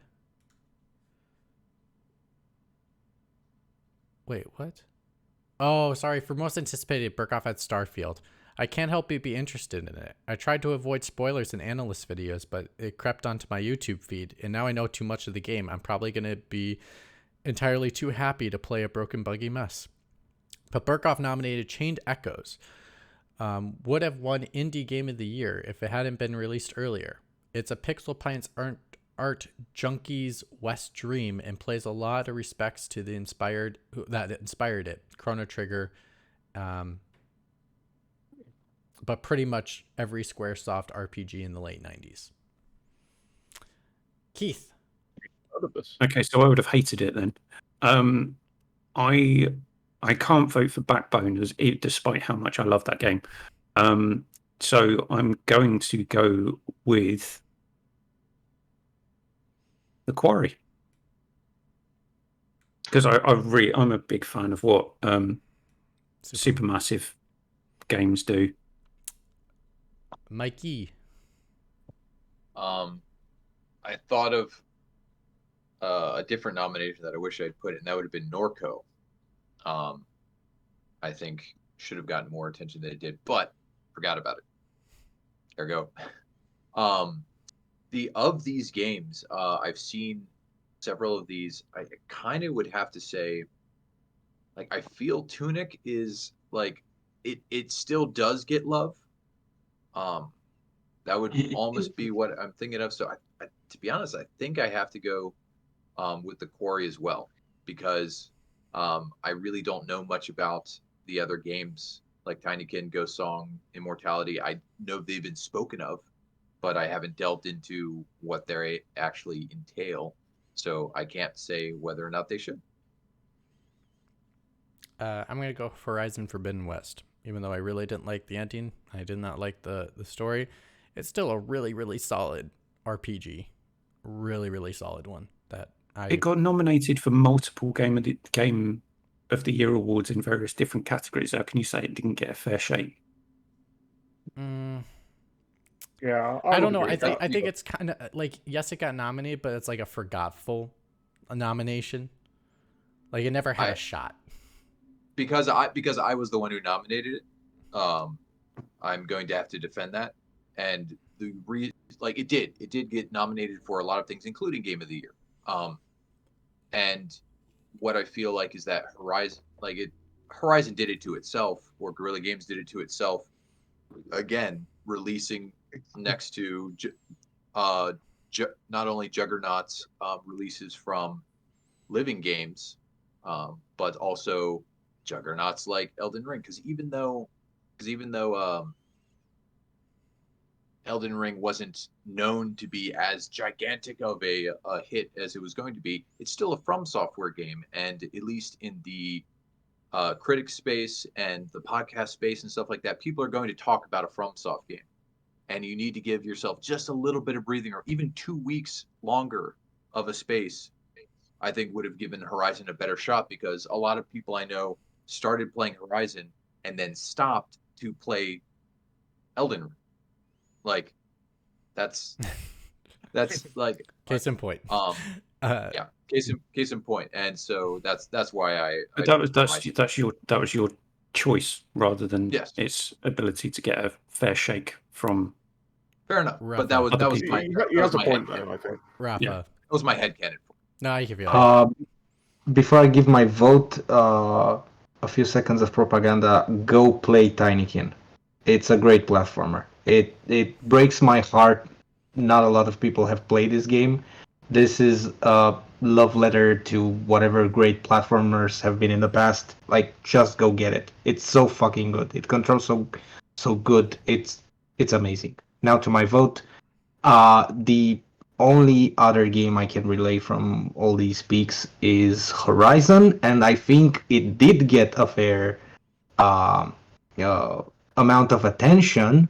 What hurt it is that not everyone finished it, and I can't blame people because it's quite long and it came in a very busy window of releases. But I want everyone to keep this in mind, keep this game in mind, and when they can, go back to it and finish it because it's worth going through it. Like there are some really really nice moments, some nice machines to defeat. Like it's worth going through it. And sadly, there are some new features that are only kept towards the end of the game, close to it or past it. I would have preferred I could have unlocked those things much earlier. It's a shame it wasn't the case, but yeah, stick with it. Like pull through, and you won't regret it. and then I yeah. think we have Liam left, right? Liam, you didn't vote? Yeah, I voted for the Quarry, so I'll vote for Lego Star Wars or Skywalker Saga. But it's kind of funny because that game came out and everybody was like, "This is incredible," and then it just sort of disappeared. Nobody talked about it. I think Traveller's Tales deserves a lot of credit for really changing up their formula somewhat. Because those games were all the same and it was getting really boring. They updated their graphics engine, like they did all of this stuff that made the game far more interesting and varied and weirdly cinematic. So So they Didn't it really take stepped like an the extra game. 2 years to come out or something like that? Yeah, well, that's another thing. Something not to be appreciated is the company had just ridiculous crunch, and it got really bad there apparently. Lot of people very very upset with working in the games industry. Yeah, that's the idea. All right, time to But vote. it is a fantastic game. For there's only three, so there's I'm sorry, yeah, Horizon, The Quarry, and Star Wars. I'll go. I'll go first. I'll pick Lego Star Wars. I'm part of uh, the section of people who didn't give it attention, but that's just because I have it quite back in my backlog. So like, uh, I'll vote for that one. I'll go The Quarry. Make one more.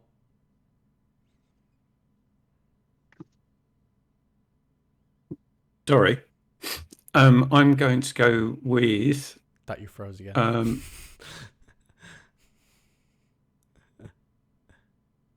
Star Wars.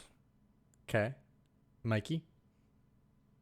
I think I am going to have to go with Star Wars on this one, because I have, I think of the two, like, I mean, I intend to play Horizon at some point, but of the Quarry or Star Wars, I think I will give Star Wars a shake. Whereas the Quarry, I still personally don't think I will give it a shake to play myself. Like, I enjoyed what I saw of it, but I probably won't get it. So I think I'm going to have to go to Star Wars. And Liam. All right. Well, that means congratulations to Star Wars for a game that didn't get a fair handshake.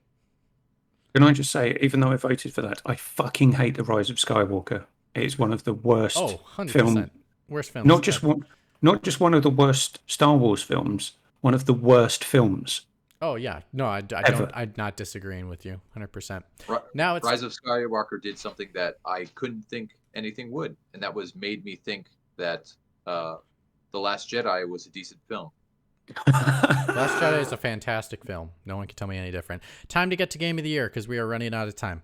So, Game of the Year, selected by yours truly, but you all submitted to me your nominees along with little segments and segments. Some of you didn't even nominate a Game of the Year. Don't know why, because I wasn't going to nominate any of them, so it was up to you guys to nominate.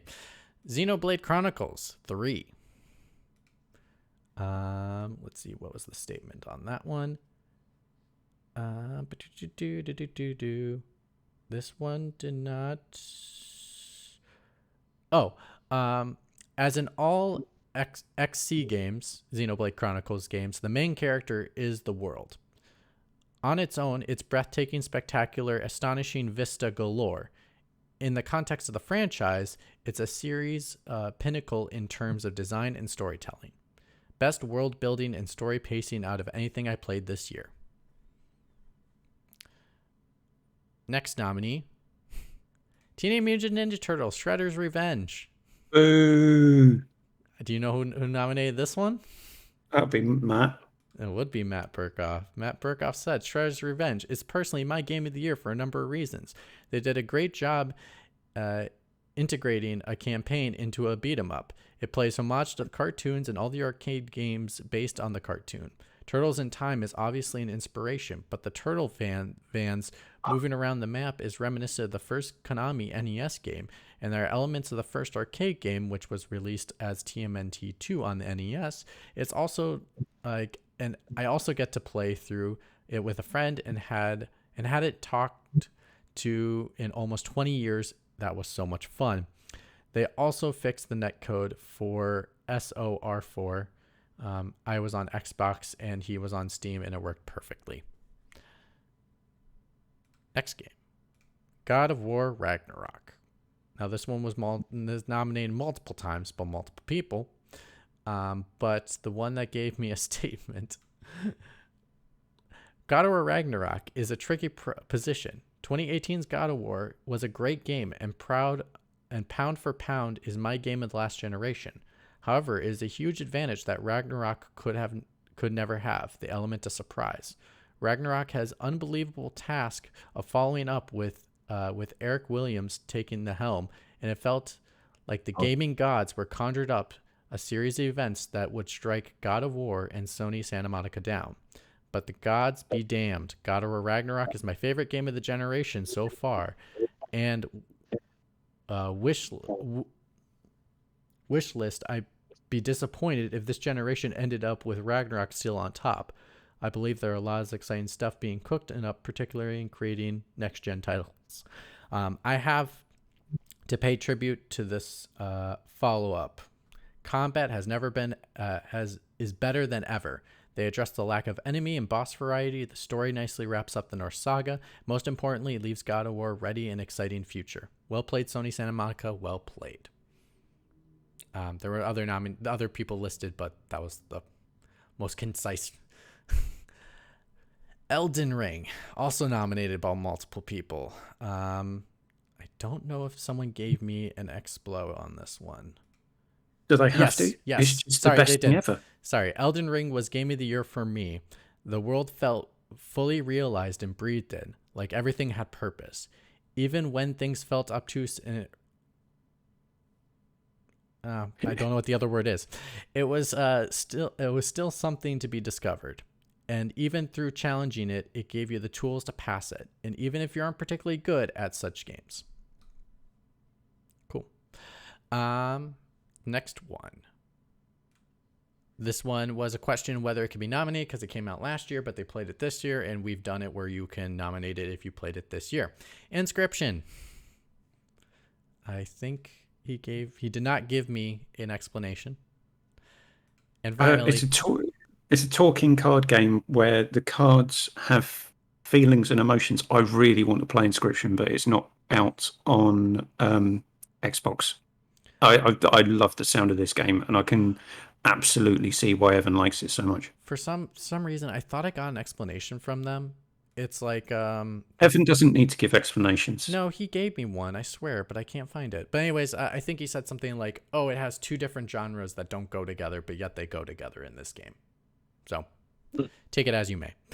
Final nominee: Mario Rabbids Sparks of Hope. This one did not come with an explanation either. All right. What are you doing, man? So, obviously, I unfortunately have to take out 3 of these games. Well, 4. I didn't play Inscription, so it's only down to the 2, as we all know. I was actually surprised no one picked Vampire Survivors, because that was under my back of mind consideration. He said it wasn't worthy of Game of the Year. I asked him about it. So okay, so I've Liam, sorry, before just as Liam said that, is what Evan has done is put forward a game where Evan likes a deck builder. Yes. I think that's worthy of Game of the Year. Well, because I won Game of the Game Awards, I must select our Game of the Year again. So okay. All we need Evan to do now is play The Witcher Thronebreaker. Yeah, basically. He's taken that step forward. He needs to just go out of the door and out into the wilds. Yeah. Or we could just go the back. The blurb that I only half finished and didn't send because it was only half finished, but it was that Ragnarok, like that description that you read was perfect about the game itself, like how it was built. The fourth wall side of God of War was the only game that I played this year that both made me almost cry, that made me laugh out loud several times, surprised me multiple times, let me stay up till like 4:30 in the morning playing it and feel like I did something, versus like Destiny where it's like I'm not that much further than I was before. And most importantly to me, it was the game that my kids and my family sat around watching me play the most. Because in any other game, they would just like see it and walk away. But God of War, they stopped, they listened, they commented on what people said about like Mimir stories and other things like that. Said, "Oh my goodness, that's huge," and other things like that. And that to me is is why this game is my nomination for Game of the Year. Before Mitch, you give your Game of the Year award to the people who I know you're going to give it to, unless you shock me to my very core, which I very much doubt you will. That's the reason why I didn't put forward a game, because I knew I know how much you love the game that you're going to give the Game of the Year award to, and I do think it's truly deserving of that title. So between these two games, it was actually very difficult. I've been playing I'm not done with Elden Ring. I'm probably like halfway through the entire map, and I have spent a lot of time in each area. Like I am almost 100% most of those areas. And I love Souls games. I do love Bloodborne. I do love Sekiro very, very much. I like the combat a lot in Elden Ring. I think they have added a lot of nuance to the game too. I think this game, yes, is they right? Is it more accessible than it's ever been before? Absolutely. Not up to the standard of 2022, but it's more accessible. My issue came with Elden Ring was I'm both games. I'm going to let you know my issues really quick, and I'll do it really, really fast because we have to get through whole nother stuff. But my issue with Elden Ring was I played for 5 hours and did not go to the specific location they didn't point out to you to get progression, and I lost all my points. And I could have gained like 6 levels for how much progression I've gone through in the game, because you apparently have to go to a site of grace, and there's only 2 sites of grace you have to target, and if you don't go to them, you don't get the power to progress your stats and to level up. And that's unacceptable. That is a waste of my time as a player, and I was extremely pissed. Like I was So mad. if you went to another site of grace, it would still let you, like save, like as like that's where you come back up, but it wouldn't give you the ability to level up. Correct. You have to hit a Okay. specific site of grace. And the game as an open world game, as one that allows you to explore wherever you wanted, I went wherever I wanted. And I spent a lot of time in other places. I apparently wasn't. Well, one of the sites of grace it could happen to, because I had to look this up because this is how ridiculous this is. It gives you, they said, okay, well, one of them they point to you as a potential site of grace where they would have the person pop up and give you the ability to boost up your stats, which, by the way, this does not happen in any other Souls game. I've never ran into this issue before. The fact they did this was fucking ridiculous, and I think is unacceptable, and a waste of my time. One of them they did point to because they have this light that kind of points in the direction you should go for a story if you want story stuff, or a super boss or things like that. But the other side of grace, that is the other option that you had to touch, was near it, but not pointed at it. And so I completely missed it. And that's why I did not get progression for 5 hours. So, God of War, amazing, so many ways, improved everything. All the statements on that are true. And again, I love Elden Ring. I love the bosses. Some of them are fantastic. I've been like, wow. And I will say Ragnarok did have a lull for me in part of the story, and I think that's what you get. And also, I know why they did it, just wasn't my cup of tea, and that's fine. But for only the sole reason I could not unlock progression in 5 hours, I can't give this to Elden Ring. Like if I could have gotten progression, this would be a much harder decision for myself. But the fact that you have to unlock progression is unacceptable in a game in 2022. I don't care if I get that it's like Breath of the Wild with Souls, and I see the inspiration and I do like what they're doing and I am enjoying this game, but that is just unacceptable. That is just not okay. So I cannot give it to Elden Ring. So this is going straight up to God of War Ragnarok. Congratulations. Very well deserved. Yay, well done. I look forward to playing this in 2 years when I can afford a fucking PlayStation 5, if the price doesn't go up again. I'm sorry, Liam. I couldn't. If it wasn't that, like, it would have been much closer, much closer. That's fine. I don't want to get into it, so I'm going to keep my mouth shut. And we'll have a discussion next, like the next episode. We'll go over all these and be like, what is our gripes about everything with the awards? I've got issue with Shredder's Revenge. I know. All right, time for the draft. I will go through them very quickly. I got graphics for it too, so it's all set up already. And you probably want to pull them up as well for you guys too, because then you can see what games people voted for. People picked. Round 1 was Xbox. So just before Mitch, you get go for onto it. the picks, just to say, because this is me arranging this and I can't do anything simply, there's going to be a bumper round of games released in 2023. So rounds 1 through 6 are platform exclusives or timed exclusives. So the first 2 rounds are Xbox, the second 2 rounds, so rounds 3 and 4, are PlayStation, and rounds 5 and 6 are Nintendo. Now, on our previous fancy drafts, if someone had said that they wanted to keep a pick, they would get a whole score. Keeper picks are gone.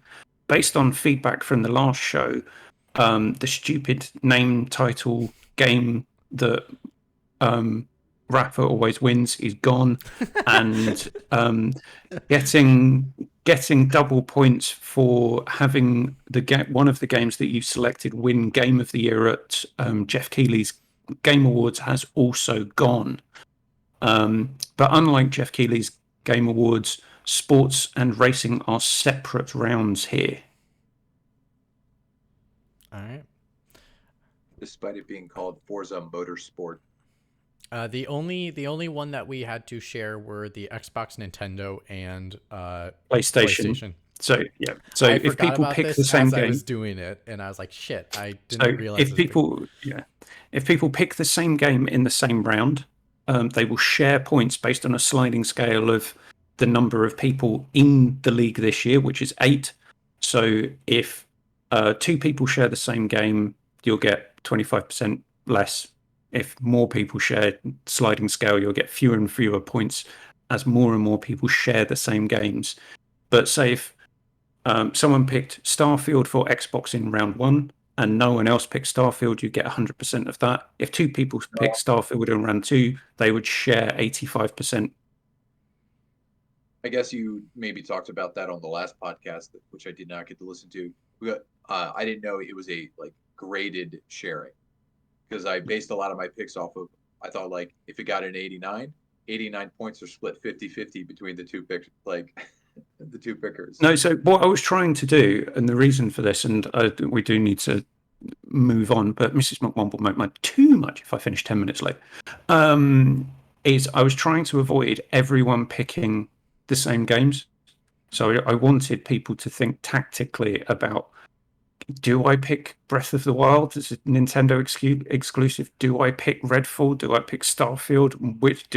Would someone pick that in the first round or the second round? So what I'm trying to do is not make it not make it too complicated, in the sense that what they do on Idle Game Chat, where you end up with leagues and people need to submit picks and then you've got trade deadlines and things like that. That's too much admin for me. So I just make you guys do all the hard work, and then I get Excel to do some maths at the end when the scores come out. All right. Round 1. This is Xbox exclusives. Mike's Q went with Replaced. Liam went with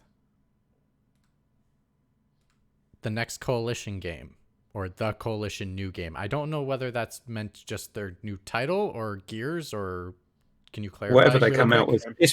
Okay. Just wanted to clarify. Which won't be Gears. It should be a new IP. Okay. The first one is, if they bring out 2, you only get the first one. Yeah, pretty much. And then Michael went with Starfield. This is Rafa went with Starfield. Matt went with Redfall. Dan went with Planet of Lana.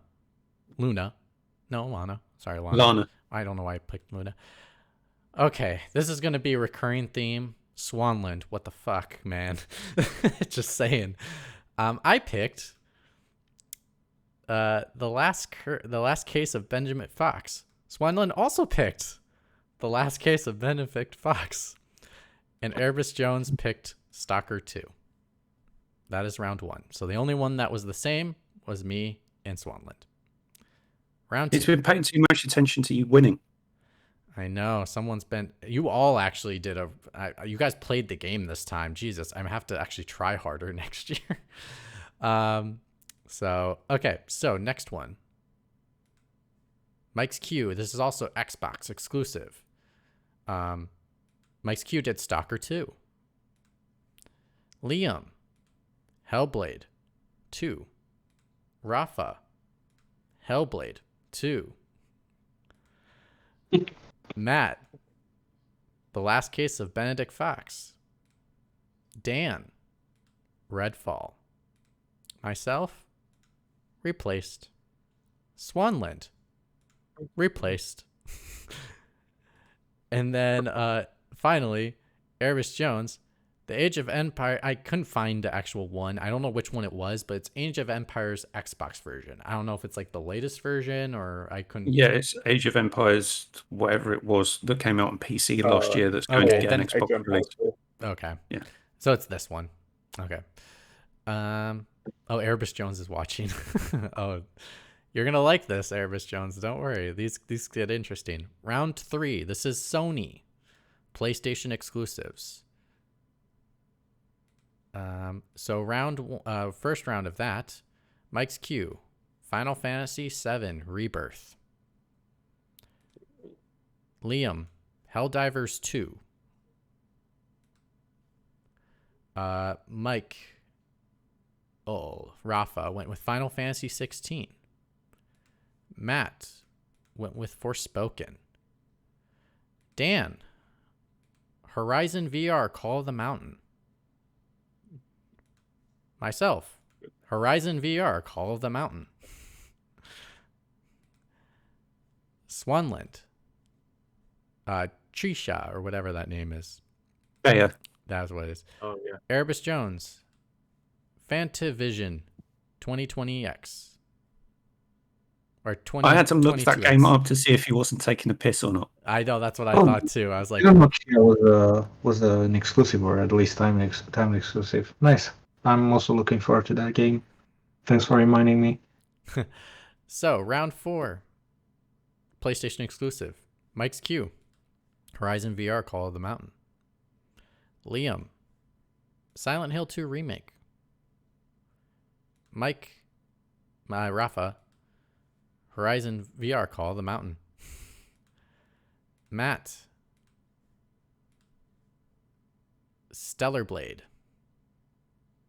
Dan, Spider-Man 2. As soon as Erebus Show says no one brave enough to pick Spider-Man 2, there he goes. I don't think that's releasing next year. Myself, Sorry. I don't. Forspoken. Swanland, Final Fantasy Rebirth. I don't think that's coming out this year either. Or I don't think that one's coming out. My biggest surprise of 2023 will be if Spider-Man 2 releases in 2023. Seasons, a letter from the future. Erebus went very indie. Yeah, that also looks good. Round 5. This is Nintendo. Mike's Q originally had Like a Dragon Ishii, but had to replace that with Final Fantasy Rebirth. He also on this pick, he picked what was the title? Octopath 2. Yes, he picked Octopath 2. That is not a Switch exclusive, so you had to change this. Yeah. And unfortunately, this screwed somebody over because they have to share this now. Legend of Zelda. Oh wow! We could have got This was the one I was Liam. like. I sat for 10 minutes trying to game Advanced Wars. Will anyone be brave enough to Well, pick this? crazy enough, Rafa had this all to himself until you picked it. Sorry, Rafa. He was the Smart. only one that selected Legend of Zelda Breath of the Wild. Which is surprising. For that first round. Can I just say as well, Mitch? Did not know Erebus was competing this year, so now I really hate myself for picking Advance Wars. Yeah, you're going to live to regret that one, I'm going to tell you now. Wait until the next round. The next round's my favorite. I'm telling you right now. And Keith knows what I'm talking about. The next round's my most fun round. Okay, Matt. Fire Emblem Engage. Dan, Metal Slugs Tactics. Myself, Fire Emblem Engage.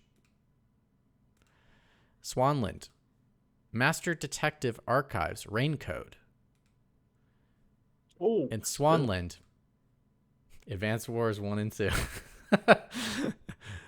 Now this is well my done, Swan. now this is my favorite round. Get ready for this. Mike's Q, still on Nintendo exclusives. Kirby, to Dreamland Deluxe Edition. Liam. Oh, sorry, forgot to do that. Pikmin 4. Matt. Or sorry, Michael. Rafa did Fire Emblem Engage. Matt also did Kirby Deluxe. Dan also did Fire Emblem Engage. I also did Pikmin 4. Swanland also did Pikmin 4. And Erebus Jones also did Fire Emblem Engage. There was no pick that did not have a match this round. As I was doing the graphics, I was like, I'm sick of playing this game. I guess the reason why no one chose Zelda is because they thought everyone else was going to. Yes. Is that what happened? Yep. And I was oblivious to this fact, and I just picked it anyway. If you And literally this is flipped your why- rounds, you would have got it to yourself. And And this Mike is why ruined my plans. Yeah. this is yeah. why I'm such a devious bastard. I love this. Because I get you guys second guessing yourselves. Oh, Oh, that's so good. All right, round 7. This one, can you clarify this is sports round? So this is the sports game. Sports game. Sports. All right, some of these don't have graphics, so I had to be interpretive. So let's just go for it. So first game, Mike's Q selected Madden. The next Madden game. Liam did the next MLB The Show. Rafa did Skate 4, or known as just Skate right now. Matt did UFL. Interesting. This one, everyone selected a different title, even though you don't get a match for this one. This one had no matches. It was interesting. What wow. did Matt select? Sorry. UFL. That's FIFA. Oh, the new The new FIFA. FIFA. Game. They lost the right, rights. right. Remember? right. Yeah, it's gonna get used Yeah, to. Dan selected Blood Bowl 3. I selected Almost selected that. the next PGA Tour game. Swanland selected Fitness Boxing, Fist of the North Star. I almost did. Erebus Jones selected Football Manager. Oops. Oops. He's back. All right. Round 8. This was racing game. This is another fun one. Ready for this? Mike's Q, Forza Motorsport. Whatever the next one that comes out. Liam, Forza Motorsport. Rafa, Forza Motorsport. Matt, F1. Dan, Forza Motorsport. Myself, Test Drive Ultimate Unlimited Solar Crown. Swanland, Test Drive Unlimited Solar Crown. Swanland, were you looking at my picks? Just saying. Someone's peeking over your shoulder, mate. Seriously, I matched with him 3 out of the 5 that I matched with people. Jesus Christ. And finally, Erebus Jones Forza Motorsport. Jesus Christ. Round 9. Because it wasn't a shared points. This one does not share points, fortunate enough. So you were good. Round 9. This is what you think will be. 20 points. Yeah, this one will be what you think is the lowest credited score. And I think if I'm correct, so what happened? Go ahead, Nick Wemmel. So the scoring on this goes worst to first, and then first to worst. So if you pick the lowest reviewed game on OpenCritic, you will get the score of the person who gets the highest review score, and then that will scale across the game reviews. All right. So here we go. Here's for what we think is not going to do well. Mike's Q. I don't even know what this game is, but Arsena of Paradise, the Tower. I did consider this one, Liam, but I did not go with this one. Skull and Bones. This one's hilarious. Rafa, this one for me would have won like title of the year again. I am Jesus Christ. Matt. Horse Shelter 22. Dan. Disney Speedstorm. Myself. Bayonetta Origins. Cereza and the Lost Demon. Swanland. Avatar. Frontiers of Pandora. And Erebus Jones. Nice jab to McWomble. I appreciate this one. Star Wars Hunters. It's just being mean now. Yeah. You lot are just mean. There's a risk. There's a risk here that, well, Avatar doesn't come out, and I Am Jesus Christ doesn't get enough reviews to get an open critic. No, I think this was my train of thought. I wanted to pick something that sounds really bad, but also received a lot of attention because there were a ton of previews. So I think there will be a ton of reviews when it comes out for the fun of it, and it will ultimately get like really low scores because I've seen it. I've seen gameplay of it. It's abysmal. Yeah, he froze, but yeah, I agree with you. When I was doing getting the graphics for this, I saw a lot of preview videos, so I was like, okay, this will make it. All right, final one. I would be more concerned about Horse Shelter 20. Yeah, I'm worried about that one for Matt. Yeah, that one's not going to get good reviews. attempt. We got McWomble back, but final round. Here we go, because we're almost right on the money. This is pretty close. So the scoring for the final round is, so if you get nominated for a award at Jeff Keighley's The Game Awards, you get as many times the points as many nominations as you get. Mm-hmm. Then if that game wins, you get that score multiplier again. So if someone selects Starfield, which no one did, spoilers. Yeah, sorry, no one's picked Starfield, surprisingly. So if Starfield gets nominated for, say, 5 awards, you'd get 5 times their review score. And if it won 3, you'd get 8 times their review score. So this round can fundamentally change absolutely everything, except Mitch. You'll see. You'll see. We all similar. All right, Mike's Q went with Final Fantasy 16. Liam also went with Final Fantasy 16. Rafa went with Hellblade 2. I don't even think that's coming out. Matt went with a sleeper pick. Unless we're all sleeping on it. Are we sleeping on this one, Keith? I don't think so. Assassin's Creed Mirage. I think he was just trying to go for some really extra points. Again, but I don't think it will do that well. Yeah, I think he's just going for extra points to like not win it, but like get some points from not. But whatever. Dan, Legend of Zelda. Myself, Legend of Zelda. Swanland, Legend of Zelda. Erebus Jones, Legend of Zelda. So that is it. So in my attempt to stop people from picking The Legend of Zelda Breath of the Wild, most people picked Legend of Zelda Breath of the Wild.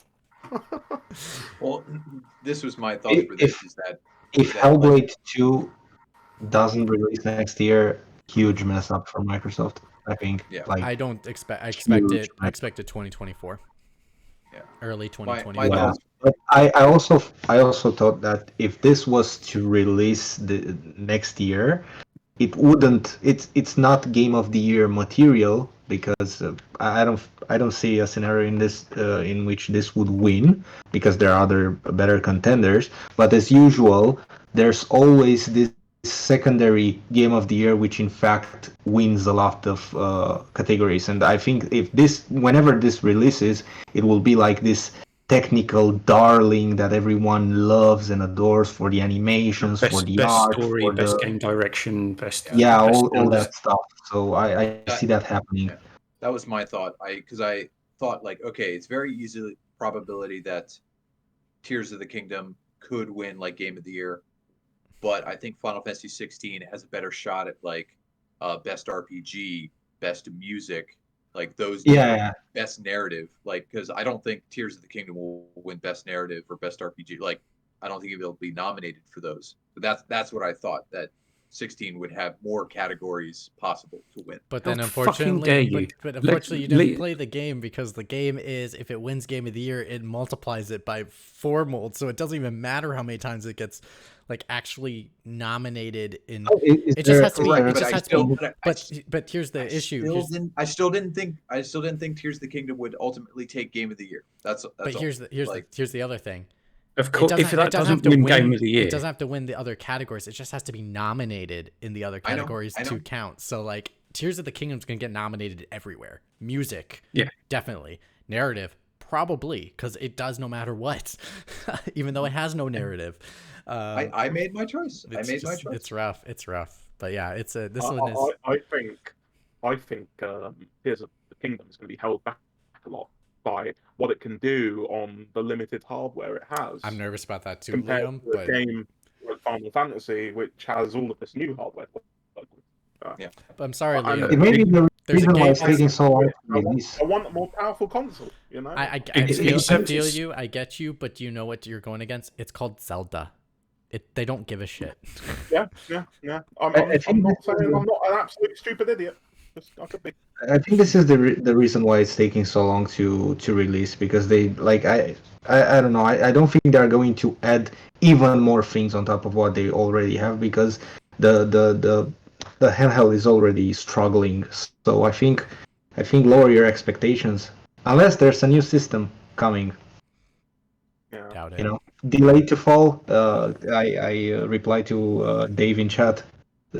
Delayed to fall, launching alongside new hardware. Not happening. I don't know. Who would have Um, known it would be so hard to get the game to run on But yeah, temper your Uh, expectations. 80-year-old mobile chip? I mean, Zelda's always been held back by hardware, and yet it always wins Game of the Year. Just saying. this is a terrible thing to say, but I really want Matt to do well. Are we gonna do a really quick of our placements and get extra points? No, Okay. I can't remember all off the top of my head. Yeah, I didn't come up with a graphic, unfortunately, to put everyone's games on the list. But I've got a spreadsheet, but it looks tatty. yeah, unfortunately, fortunate enough, we had 8 people, so it filled all 8 boxes, so I didn't have to try to figure it out from there. So that was nice. But yes, So just to reassure Mikey and Michael, so 85% of 99 is 84.15. So that's a lock in for you guys for your second round of Nintendo picks. Because there's no way that game is getting less than a 99 review score. Yeah. if it gets less than a 99, then there's gonna be hell to play. Yeah. At least the only ones I shared were ones that are probably going to do pretty well.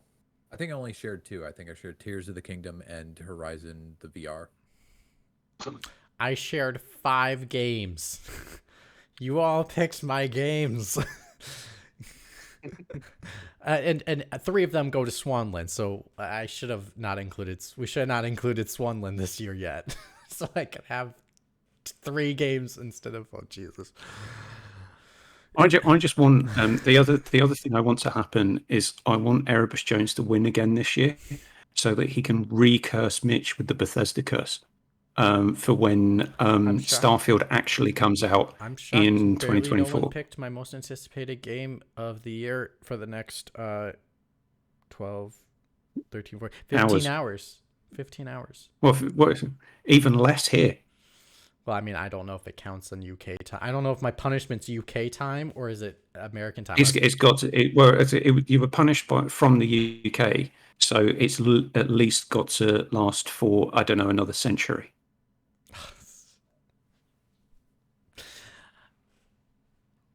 Well, What's the time between 1777 and now? Can we make a Bethesda curse last that long? then all curses must last. But yeah, I think why next... are you guys thinking too small? Like Bethesda is now part of Microsoft Corporation. Just make it the Microsoft curse. Well, I did think that if certain should people have. had won, He should have done it. I did think if certain people had won, I was going to end up with having to despise Xbox Game Pass for the next year. Well, they didn't give It's a you terrible they value. didn't give you an option to Please buy it. re-up, so they're already on your S list. Yeah, the other thing I should say as well is why don't I enter these things that I arrange? Is because the picks come to me, so I don't want there to be any sense that I'm somehow fudging it if I were to win at any point. Yeah, I'll talk to you later, but next year I might consider being the host just because of my job. The only way to do it is you write down your picks on paper and like mail it to someone, and then they have their picks. They're like, "Oh, you changed it." But take a photograph of it next to a dated newspaper like it's a ransom note. Yeah. But yeah, next year I was going to say maybe I should be the one hosting so you can play this time around just for certain reasons. But Liam, I already know we do have to have an episode of discussion of Elden Ring. It will happen, I promise, because I do want to talk about that game. Because again, I'm thoroughly enjoying the game. It's just that whole snuffle in the beginning is, yeah. I'll try and play more of it before then and try and be on that one. The biggest problem, and it was my glib disappointment of 2022, was that I ended up falling into the hole of Destiny 2 Witch Queen because it launched the same day as Elden Ring, and so I played a butt ton of Destiny instead of playing Elden Ring. And part of that was just because I could work in more playtime for Destiny, and Elden Ring I wanted like at least a 3-hour block of time to play, because that's how I like to play Souls games, and I just wasn't getting that with these new kids. But yeah, that's going to be my first game of 2023. We'll also do a God of War discussion, but also I think there will be I think Burkoff brought up an interesting discussion point about Sony first party titles, so that will be a fun discussion to do. But anyway, all right, I'll save my response to that for that episode. Yeah, so there's plenty of material with our Game of the Year awards. But thanks for watching. Like, wait, hold on.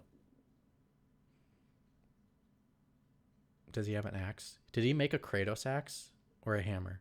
Oh, no. Congratulations, God of War Ragnarok. You get the. We still have it. Yeah, of course, because we never found a place to send it. And I'm like, I'm not throwing away this ridiculous heavy object. If you literally ship it to me, I would go give it to Sony Santa Monica. I might do that. I might do that to you.